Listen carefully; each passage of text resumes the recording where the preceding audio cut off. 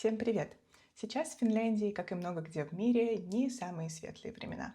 Даже официальный уровень безработицы, который на секундочку не учитывает людей, которые не получают пособия по безработице, вызывает только ужас. Повальные сокращения, бешеный рост цен на все, очень сомнительная государственная политика в последние несколько лет. В общем и целом, будущее, честно говоря, выглядит довольно туманно. По этой, но и многим другим причинам экономия во времена рецессии становится не столько разумным выбором, сколько необходимостью для многих. На просторах интернета обычно принято делиться успешным успехом, новыми машинами, квартирами, бесконечными покупками, ну или хотя бы кофеечком и ноготочками. Но мне, честно говоря, это никогда не было по душе, и вот сегодня я решила поделиться таким видео о том, как я экономлю в эти непростые времена, в рецессию, а заодно пообщаться с вами в комментариях о том, как справляетесь вы, и, надеюсь, поддержать друг друга. Ну и знаете, чисто по-женски, хотя я не очень люблю гендерные стереотипы, все сэкономленное — это заработанное. И вот этот вот принцип помогает мне делать выбор в пользу более скромных трат и какой-то экономии. Начну, пожалуй, с неизбежного. Это всяческие контракты, услуги, подписки и так далее. Первое, на чем мы очень здорово сэкономили, это пересмотрели свой тариф на мобильную связь. Обычно в Финляндии он стоит около 30 евро в месяц, и это значит, что у тебя безлимитный интернет с очень хорошей скоростью. Но проблема в том, что мой тариф, например, стоил 30 евро, а его цена постепенно повышалась. Мне кажется, я начала с 25 евро в месяц, и это дошло до 30. Но я даже не помню, когда я последний раз платила 30 евро. Я всегда платила больше. Почему? Потому что звонки на особенно общественные номера в Финляндии, они стоят денег. То есть нужно мне позвонить в налоговую или к доктору записаться. Я буду платить за каждую минуту этого звонка, даже если я буду просто в режиме ожидания. Поэтому обычно в месяц мне приходили счета на, минимум на 31, но обычно на 32-33 евро. Очень сомнительное удовольствие. И мы нашли очень классную альтернативу, называется Moonmoy. Там у меня стандартный пакет, которым я пользуюсь уже, кстати, вот несколько месяцев, и я пока всем довольна. Единственное отличие в том, что у меня ограничен интернет 8 гигабайтами, но скорость тоже как бы нормальная. И с учетом того, что я постоянно на Wi-Fi, как бы мне хватает этого пакета, а даже если мне потребуется несколько гигабайт свыше, то стоимость их все равно очень-очень низкая. При этом мне очень нравится прозрачность Moonmoy. В приложении всегда очень четко описано, на что были потрачены дополнительные деньги, удобно приходит счет. Можно наконец-то платить с Apple Pay. Технологии дошли до Финляндии. Вот, в общем, Moonmoy я очень довольна и рекомендую вам тоже рассмотреть такой вариант, если вы хотите сэкономить на связи. Также мы сменили контракт на электричество, мы остались у той же самой компании, но сейчас у нас немного более выгодный контракт. Не скажу, что мы супер много экономим, но в масштабах года это все равно хоть какая-то сумма. Поэтому иногда имеет смысл посмотреть, может быть, появилось что-то новое, что подойдет лучше в вашей ситуации, и это позволит сэкономить некоторое количество евро. Также вместо тренажерного зала, который у нас стоит в среднем где-то от 60 евро в месяц, я купила себе длинный абонемент в общественный бассейн. У нас там есть еще и небольшой тренажерный зал, там совсем немного тренажеров, но базовые какие-то основные есть. Довольно много людей, но свои функции он выполняет, да и я тоже не каждый день туда хожу. Вот, поэтому для меня это вообще оптимально. Потренироваться, поплавать и потом еще сходить в сауну. Это моя любовь. Вообще очень здорово. Также в летний сезон мы очень здорово экономили на занятиях теннисом, потому что играли не на крытых частных кортах, а на общественных. И вместо 35 евро в час мы платили всего 6,5. Вот. Конечно, качество у этих кортов, такое себе. Но, честно говоря, да и я не Шарапова, так что мне подошло вполне хорошо. Следующий раздел экономии — это красота. И здесь два очень важных момента.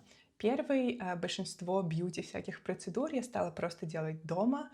Например, стричь волосы, и, к счастью, они у меня кудрявые и длинные, поэтому даже если что-то не очень ровно, то все равно незаметно. Главное — пользоваться правильными инструментами и использовать ножницы, которые предназначены именно для стрижки волос. То же самое касается и здоровья ногтей. Мне никогда особо не нравились там супер яркие цвета или какие-то дизайны, поэтому, ну еще ехать как бы в салон, это все занимает время. В общем, не была фанатом, но делала, как приличная русская девушка. Вот. А сейчас, собственно, успешно справляюсь с этим дома и очень этому рада. И второй принцип, который мне здорово помогает, это меньше значит больше. Я заметила по своей коже, что чем меньше я с ней всякого делаю, тем лучше она себя чувствует. Поэтому я просто от нее отстала. И какие-то минимальные там процедуры по увлажнению, масочку или что-то такое, как-то иногда, не каждый день, я вполне себе классно делаю дома. Ну и, знаете, кружки огурцов на глаза, я не знаю более приятной процедуры, серьезно. Вот все вот эти facials, кружки огурцов на глаза, я просто обожаю. Поддержите, пожалуйста, в комментариях, если вы тоже. Вот. Будет интересно узнать, сколько нас таких. И средства по уходу я покупаю теперь только когда они прям заканчиваются. И сейчас у меня появилось уже несколько любимых средств, да, которыми я предпочитаю пользоваться вот только ими и ничем другим. И очень часто получается, что в Финляндии их покупать невыгодно, не сюрприз. Некоторые вещи у нас в магазине могут стоить в 2 раза дороже. Переплачивать, естественно, не хочется, поэтому имеет смысл просто проверить вот эти вот категории продуктов, которые вы часто используете, которые подходят вам в разных онлайн-магазинах, и там может получиться гораздо более выгодная цена, что я, собственно, и делаю, заказываю сразу нужный мне сет, которого хватает, ну, минимум на полгода. И, честно говоря, самые действенные бьюти-процедуры — это холодная вода с утра, хороший сон и здоровое питание. Лучше них вряд ли можно что-то придумать. Следующий пункт в экономии — это одежда. Я стала очень избирательна в плане материалов, и для меня лучше иметь 2 качественных хороших свитера, чем 10 сделанных из непонятно чего. Поэтому все новые коллекции в масс-маркете меня не интересуют не только с потребительской, но еще и, конечно, с экологической и этической стороны.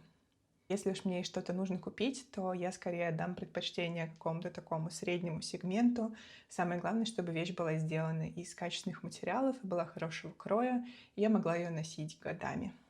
Еще, кстати, лайфхак. Можно и кашемировый свитер у мужа отжать, если он лежит просто так и скучает, вот, а ты будешь его носить красивенько. В общем, вы оглядитесь по сторонам, может, у кого-то есть что-то классное. Еще я очень уважаю секонд-хенд и платформы типа Vinted.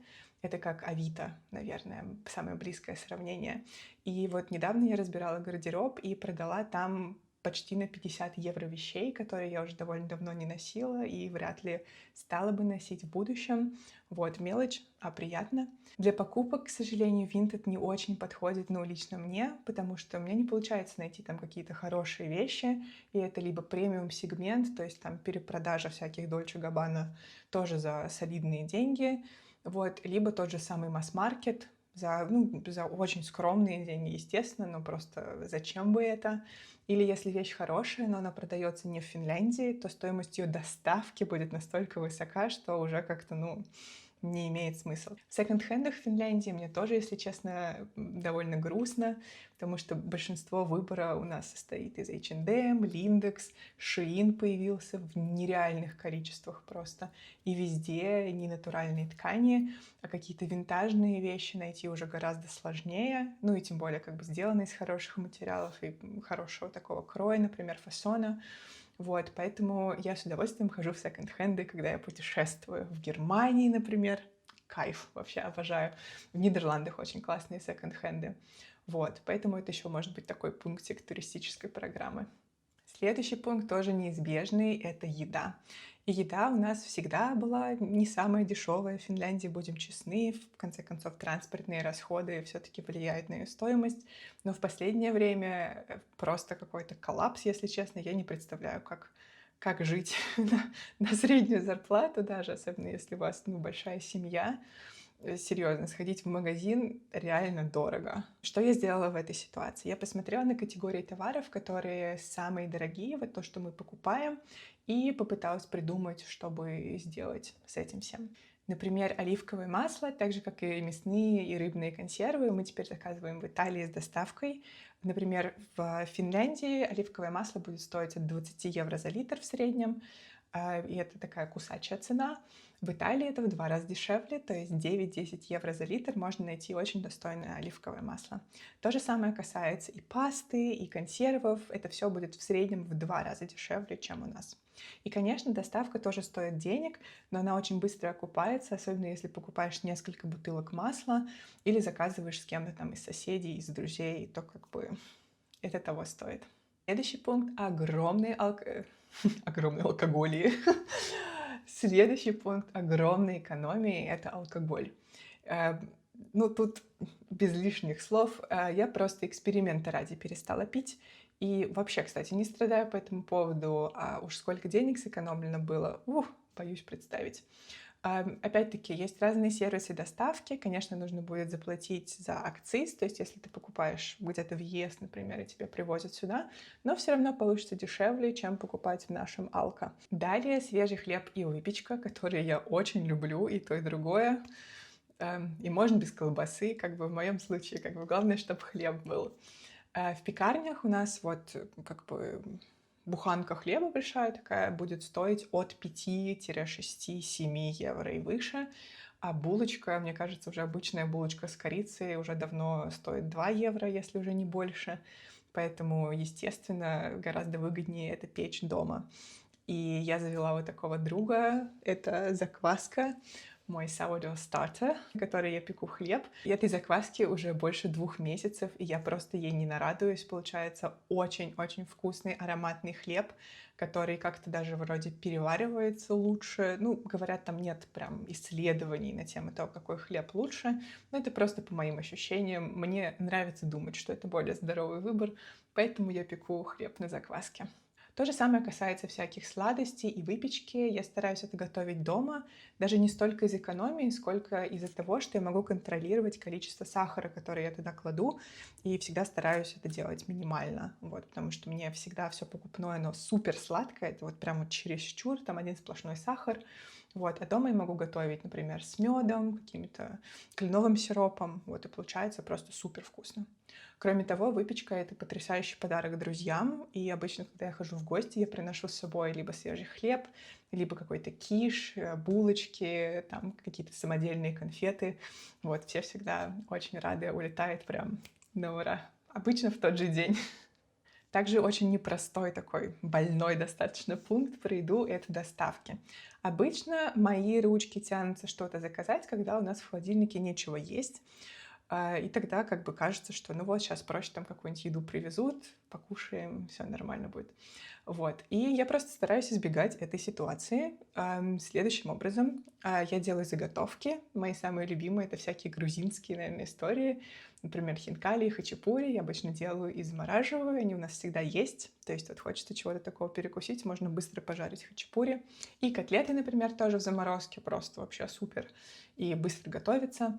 И также я начала варить супы. К счастью, еще тоже пришла вот осень. Это прям идеальное время для супов всех мастей и сортов.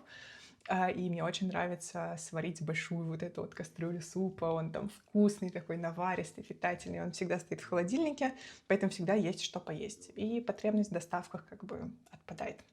Из моих любимых супных фаворитов очень рекомендую суп из зеленого горошка. Просто объедение. Турецкий или какой-нибудь тайский, то есть вот главное со специями, суп с чечевицей, красный, зеленый, на ваш вкус. И также просто потрясающий суп с колбаской, кейлом и бобами. Его я могу есть, мне кажется, просто каждый день. Он реально не надоедает. И просто вот, да, любимейшее мое блюдо. А с домашним-то хлебом, тем более. В общем, суп, хлеб, красота, жить можно. Следующий момент экономии — это рестораны. Здесь такая ситуация, что я в Финляндии была во многих местах. И в ресторанах подороже, и как-то обычных, типа кафе. И не сказать, что у меня когда-то был такой прям вот крышесносный опыт, что мне бы хотелось только туда ходить каждый день. Как бы обычно цена-качество в каком-то таком очень шатком балансе, и ты вроде бы сходил, развеялся, но вроде как ничего особенного, и дома можно вкуснее приготовить. А здесь есть только один ресторан, который я вот обожаю всеми фибрами души. Это ресторан вьетнамской кухни, где очень круто готовят ребята. Им владеет вьетнамская семья. И мы туда ходим кушать обычно какие-то такие сложные блюда, которые дома, я бы не стала готовить. Там тот же самый фобо, правильно приготовить бульон — это целое искусство, и там 3 суток жизни. Вот, поэтому к ним мы приходим, наверное, 1-2 раза в месяц. И если хочется, так на неделе какого-то разнообразия, знаете ли, экспириенса, очень выручают ланчи, которые популярны в Финляндии. Обычно этот ланч в формате буфета, то есть можно накладывать сколько хочешь, и там есть разные салаты, разные гарниры и так далее. Вот, и можно бюджетно покушать, обычно от 12 до 15 евро на человека. А вечером мне в любом случае гораздо более комфортно и уютно накрыть там большой классный стол со свечами дома и приготовить что-нибудь вот такое вот эдакое, чего захочется. Пару слов про досуг. К счастью, возвращается такое времяпрепровождение, которое было очень популярно, когда я была еще совсем ребенком, то есть в конце 90-х, начале 2000-х. Люди стали больше проводить времени друг у друга дома. Я это замечаю по своим знакомым, в том числе и финнам тоже. То есть все собираются, может быть, на какой-то movie night, то есть посмотреть кино вместе или поиграть в настольные игры, или просто поболтать. И это очень всегда так уютно, здорово, поддерживающе, очень близко моему сердцу. Поэтому я обожаю просто все вот эти сборища с друзьями. Вот, это очень круто. У меня также очень много хобби. И в Петербурге, например, до переезда я занималась керамикой. В Финляндии это мне не по карману, будем честны, это очень дорого. Обычно здесь есть курсы, условно, там 2 дней, которые стоят около 200 евро, где ты делаешь там, например, 1 блюдце или, может быть, 2 блюдца. Ну, собственно, какой-то такой очень жесткий формат. И мне, например, вот эти керамические курсы заменила самозатвердевающая глина. И иногда, когда вот у меня просыпается желание что-то вот полепить, я обычно делаю какие-то штуки для дома, подставки, под свечи, например, под украшения. Они также могут стать классным подарком для ваших друзей. Также я с удовольствием вяжу под сериальчики, вышиваю, например. Осталось освоить крючок, и будет как бы вообще здорово. И вот то, что касается материалов, они тут всегда были очень, очень дорогие, вообще не бюджетно ни разу. Особенно если прийти в магазин вот для хобби. Там вообще страшно, даже несколько лет назад было, если честно. То есть, когда тебе нужно и вот это, и вот это, и вот это, и много всякого разного, то очень быстро набегает счет на 100 плюс евро, и это как бы затратно. К счастью, в нашем центре переработки Keiratus Keskus можно купить огромное количество материалов и инструментов для хобби любого просто, мне кажется, вкуса. Вот. И это всегда все стоит очень прилично, и если вы что-то вяжете, там можно найти, и всякие ткани, например, для практики шитья. В общем, да, обожаю это место, и всегда в первую очередь проверяю там. И только потом заказываю онлайн, если уж мне прям что-то очень сильно надо. И всеми силами избегаю финских хобби-магазинов, вот, физических, потому что там, конечно, можно разориться. Домашние хобби — это отличный способ сделать подарки для друзей и семьи. И если раньше мне это казалось каким-то, зашкваром, и казалось, что всегда нужно потратить деньги, вот тогда подарок будет действительно стоящий, сейчас я очень сильно переосмысляю этот опыт, и, к счастью, вокруг меня люди, которые тоже очень ценят именно труд, внимание и любовь, которую ты вкладываешь в создание чего-то такого особенного и уникального для них. Возможно, некоторые из вас знают о моей огромной любви к музеям и галереям искусств. И если в первый год жизни в Финляндии у меня была музея-корты, это карточка, по которой можно ходить почти во все музеи страны бесплатно. Ну как бесплатно? Ты один раз платишь за нее примерно 80 евро, и целый год у тебя вот есть доступ практически в любой музей. А сейчас у меня не настолько много времени и сил, если честно, ходить по музеям так часто. Поэтому я делаю вот что. Раз в 3-4 месяца я составляю себе культурную программу и проверяю, когда дни бесплатного входа в музеи, добавляю себе это в календарь и потом строю свое расписание с тем, чтобы сходить в музей хотя бы 1 раз в месяц, может быть, 2.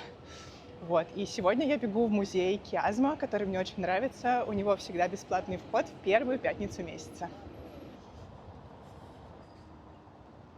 Обычный билет в Киазму стоит 22 евро, и в подарок атмосфера города, потому что если прийти не в день открытых дверей, то музей может быть пустоват. Еще я безумно люблю учиться всякому новому. Возможно, это профдеформация, но я просто не могу остановиться. И, к счастью, новые знания и навыки не всегда стоят таких огромных денег, как автошкола, которую я, кстати, успешно прошла и даже сдала свой экзамен по вождению. Вот. И в интернете можно найти просто бесчисленное количество курсов по любой тематике от ведущих специалистов и профессоров любых университетов. И тут, чем больше языков вы знаете, тем больше ваш выбор и тем больше у вас возможности освоить что-то бесплатно. Кстати, про языки. В этом году я больше не набираю индивидуальных студентов, но провожу языковые консультации и помогаю готовиться к собеседованию. Поэтому, если у вас есть какая-то цель, вам хочется выучить новый язык, например, с нуля и сделать это самостоятельно, или перешагнуть на какой-то другой уровень, помочь своим детям влюбиться в изучение иностранных языков, то приходите на консультацию, я буду рада вам помочь. Все детали и запись вы найдете по ссылке в описании к этому видео.